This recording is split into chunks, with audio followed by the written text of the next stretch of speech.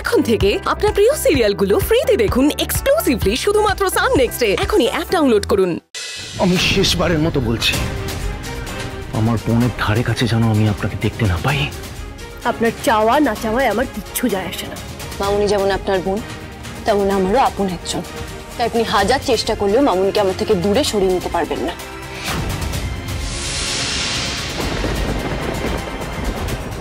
আজ আমার বোনের এই অবস্থা শুধু আপনার জন্য। ইয়েস। ছাড়ুন আমায়। এটা এখনো প্রমাণিত হয়নি যে ডক্টর মল্লিকের জন্য মামুনি অসুস্থ হচ্ছে। যতক্ষণে সেটা প্রমাণ হচ্ছে, আমি আমার কথা থেকে এক চুলো নড়ব না। মামুনিকে ছেড়ে কোথাও যাব না। আরো কি প্রমাণ হওয়ার বাকি আছে? আরো প্রমাণ লাগবে তোমার এরপরেও? দাদা, আমরা ডক্টর ডেকেছিলাম। ডক্টর বললেন যে অদিতিকে যে নতুন ওষুধগুলো প্রেসক্রাইব করা হয়েছিল সেগুলো খেয়ে অদিতির এই অবস্থা। আমি বুঝতে পারছি না কেন চাইছো ওর এত ক্ষতি। কি লাভ তোমাদের? ক্ষতি করতে আমি মামুনিকে সুস্থ করে তুলতে চাই, কারণ আমি মামুনির মুখ থেকে শুনতে চাই আমার ভালো বাবা কি করেছিল। কেন এই পরিবারের সবাই আমার ভালো বাবাকে দোষী মনে করে? কেন মামুনি আমাদের সবাইকে ছেড়ে চলে গেছে? আর যতদিন না এই সব প্রশ্নের উত্তর পাচ্ছি, আমি চেষ্টা চালিয়ে যাব মামুনিকে সুস্থ করার। দরকার পড়লে আমি নিজের প্রাণ দিয়ে মামুনিকে সুস্থ করে তুলব।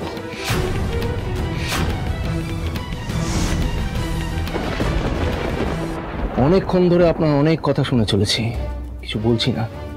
যদি এটা প্রমাণ হয়ে যায় যে আপনার জন্য আমার বোনের এই অবস্থা আছে, তাহলে আর আমি কিচ্ছু শুনবো না। আজকের দিনটাই এই বাড়িতে আপনার শেষ দিন হবে। আজকেই আপনাকে এই বাড়ি ছেড়ে চলে যেতে হবে।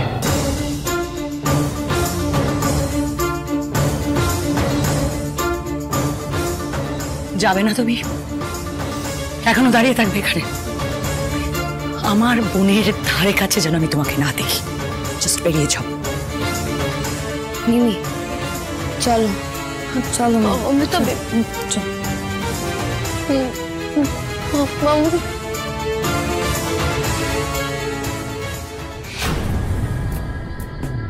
তোর ব্যবস্থা তো হয়েই গেছে অদিতি, আর এবার শেখর মুখার্জির পালা।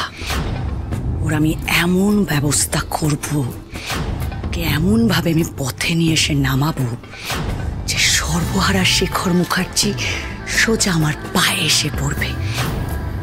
শুধু সেই দিনটার অপেক্ষায় আমি আছি। পেপারসগুলো এটা কি আর কি হচ্ছে? এই যে আমি এত বড় একটা কাজ করলাম, তা বলছিলাম ম্যাডাম, আমি কি পাবো? তুমি যেটা চেয়েছিলে সেটা অলরেডি পেয়ে গেছো অনিকেত। অলরেডি তোমার সমস্ত ভয়েস রেকর্ড এবং ডকুমেন্টসগুলো আমি দাদার ফোন থেকে ডিলিট করে দিয়েছি। না, সেগুলো তো আপনি করেছেন যাতে আমি কাজটা করি তার জন্যে, কিন্তু এটা করতে গিয়ে যে এত বড় আমার পরিশ্রম হলো, তার পারিশ্রমিক। বড্ড লোভী তুমি, জানো। Thank you. কত টাকা চাই বলো? টাকা না, আমি নিরাপত্তা চাই। মানে? মানে আর কিছু না, এই ওচি ফার্মাসিউটিক্যালসের আমি 30% মালিক ছিলাম, কিন্তু এখন তো কিছু নেই। ওই শেখর মুখার্জির সঙ্গে আমাকে সর্বহারাদের দলে নাম লেখাতে হচ্ছে, তাই বলছিলাম আর কি।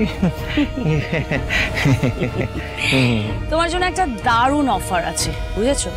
কি অফার ম্যাডাম? এই কোম্পানির বোর্ড অফ ডিরেক্টরস এর একজন হবে তুমি। মাসকালে প্রচুর টাকা, সাথে গাড়িও, অ্যান্ড মোস্ট ইম্পর্টেন্ট, এতগুলো বছর তো শেখর মুখার্জির পায়ের তলায় ছিলে, আর এবার সেই শেখর মুখার্জির মাথার উপরে বসে তুমি ছড়ি ঘোরাবে। কেমন? আপনি কি বলছেন?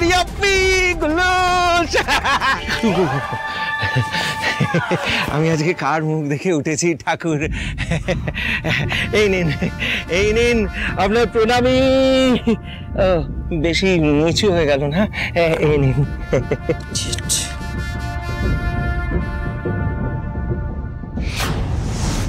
মামুনি, ও মামুনি, একবার চোখ ফেলে তাকাও না গো। মামুনি, মামুনি দেখো, আমি তোমার জন্য তোমার এই যে তোমার প্রিয় সানরাইজ এনেছি।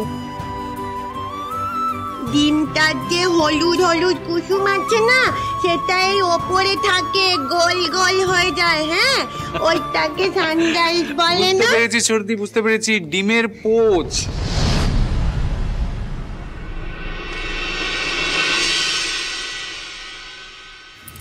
মামুনি দেখো, দেখো তোমার সোনা আমি তোমার কাছে এসেছি, তোমার ডালি এসেছে।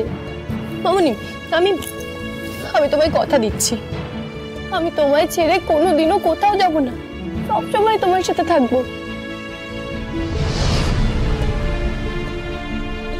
মামুনি না, তোমাকে সুস্থ হতে হবে মামুনি, নাহলে তুমি তোমার বাবুর কাছে কি করে যাবে বলো? তুমি আমায় বলেছিলে না যে আমি যেন তোমাকে তোমার বাবুর কাছে নিয়ে যাই, আমি নিয়ে যাব তো।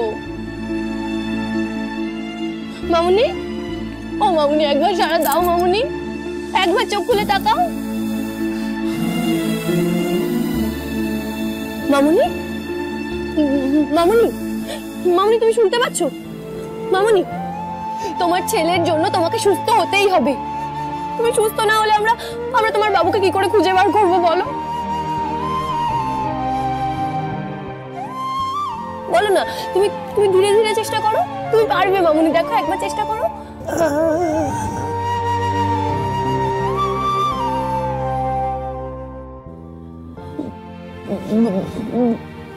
বলো কি বলছো তুমি? মামুনি আমি কিচ্ছু শুনতে পাচ্ছি না মামুনি, একটু চেষ্টা করো। মামুনি তুমি একটু চোখ মেলে তাকাও। এখন তুমি যতই চেষ্টা করো না কেন ডালি, অদিতি আর কিচ্ছু করতে পারবে না। শেখর মুখার্জি বলেছিল না তার দত্তকন্যা নাকি হারতে পারে না। এবার কি হলো? এবার ডালি মালবিকা দেববর্মনের কাছে গোহারা হেরে গেছে। আর একবার চেষ্টা করো না মামুনি, বলো না তোমার কি হয়েছে। ও মামুনি, মামুনি আর একবার চেষ্টা করো না মামুনি।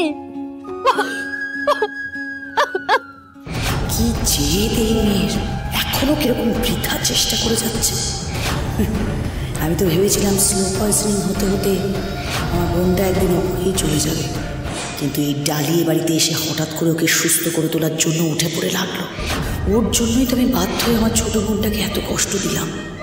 ওই কথায় আছে না, সোনারের ঠুকঠাক আর কামারের এক ঘা, এবার বাধ্য হয়ে আমাকে ওই এক ঘাটাই দিতে হয়েছে, শুধুমাত্র তোমার জন্য ডালি।